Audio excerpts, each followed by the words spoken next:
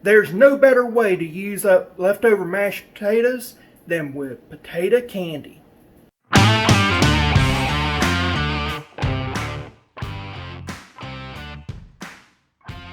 Welcome back to the channel. So I've got some leftover mashed potatoes and I thought that I would show you how to do my potato candy. It's just a great way to use up some leftovers.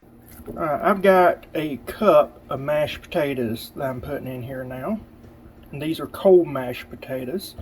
You'll notice the flakes, it's pepper flakes. If I was doing this for company, I wouldn't put potatoes or put pepper flakes in it, but this is for me, so I'm good with it. To our potatoes, we're going to add some sweetened coconut flakes. Alright, so that's about a cup or 3.5 ounces by weight of sweetened coconut flakes. With that in, I'm going to add in now 1/3 of a cup of confectioner sugar.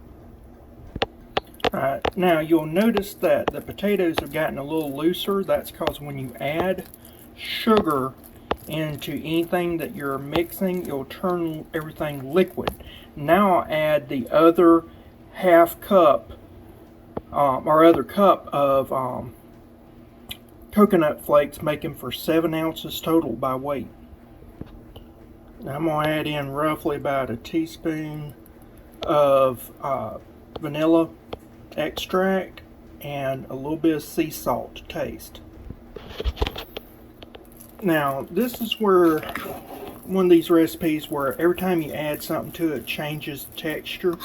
That's the reason why I had you do roughly half your coconut first with the potatoes because of mixing. Then after that you gotta taste it. And this is where tasting matters most. I think it needs a little bit of sugar. So I'm going to add a little bit of powdered sugar, not much. And then we'll go from there.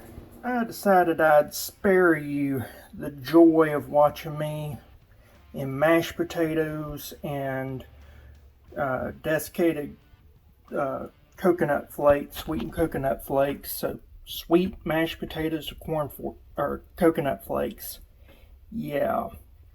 Anyway, it's as delightful as it sounds to be rolling around in. So I pinched off pieces about the size of a marble, rolled them. It did roughly about 60 to 70, and now I'm going to put them in the freezer to get hard. To finish up these potato candies, the first thing we're going to do is get some water boiling. Now we're going to reduce to simmer and put a bowl over this. It needs to be a heat-safe glass bowl. I said glass, but it can be metal as well, so just make sure it don't have any rubber or anything that might melt. I like to use Hershey's Special Dark Chocolate Morsels and pour these in here. Now we're just going to melt this down. So what I'm doing is I'm taking a fork and just kind of turn these morsels over so that they're exposed to the heat of this water.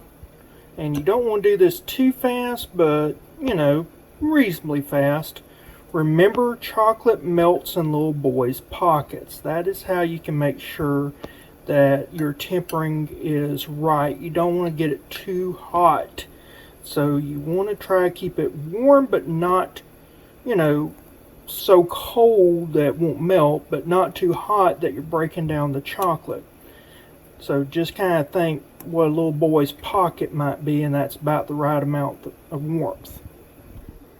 Life happened and I had to actually put these in a bag because I didn't have time to finish up this recipe.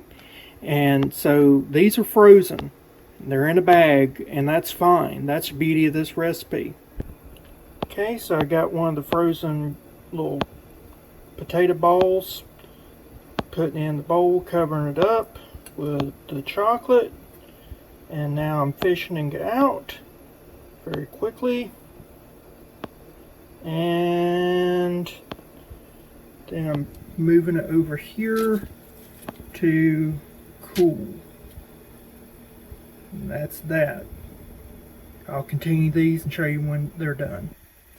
Okay, this is some of them, but I've got twice as much to do, so I've got to add another package of chocolate, get that warm, and start coating it.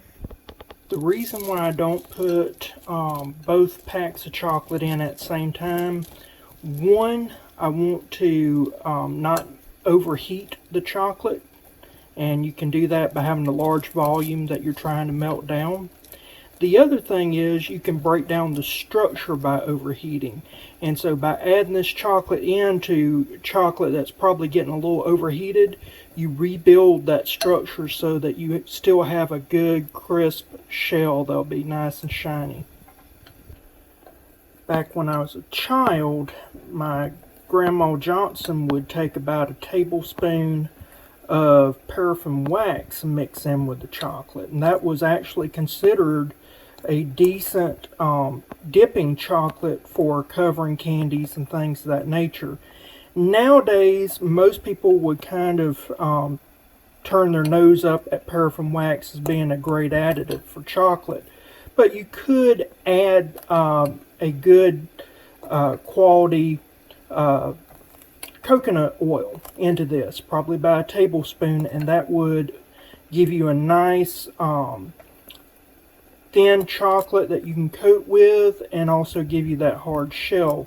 So if you wanted to spread out your chocolate and not just use melted chocolate, you could use definitely either paraffin wax, which most people would turn their nose up at, but it works wonderfully and is used by a lot of professionals still today, or coconut oil.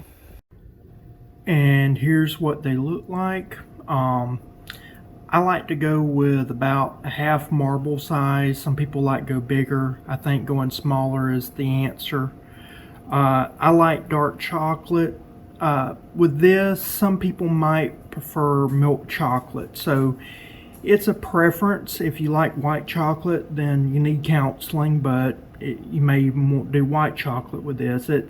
It's one of those, try a little bit of it, see what you think before you commit to something big. I just prefer darker, more bitter chocolate, and I don't like really sweet desserts. So let's give this a taste. Alright, so here we go. Smaller is the ticket. Big ones, I've got some big ones because I was rushed for time. They don't do as good. They can get mealy, they can get wet. Small ones, that's where you get that right ratio. But yeah, definitely. So if you like this, give it a thumbs up. Hope you try this recipe, by the way. Subscribe if you hadn't already, and why haven't you watched to this end? And I'll see you again next time. Bye.